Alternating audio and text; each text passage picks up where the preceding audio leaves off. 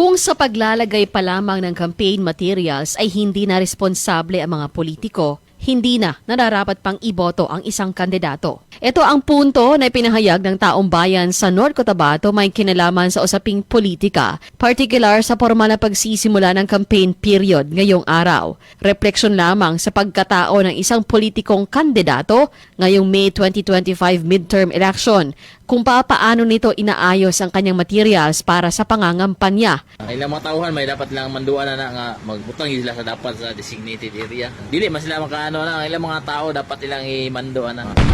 Kung hindi sila magko-comply nito, ay paano pa complyin yung mga constituents? So, halimbawa, kung manalo sila, na sila mismo ay hindi nagiging ehemplo. Sunurin ba sila sa batas o masuwail ba sila sa batas? So narapat at karapat dapat ay hindi iboto kapag masuwail sila. Nadadalagan sila bilang leader nato, so dapat bilang usa ka leader una sila nga mo follow sa unsa man yung mga instruction or batas nga gina-implementar sa tuwang gobyerno. Kay useless nga naglagan ka pero sa simple nga instruction wala nimo nakuha.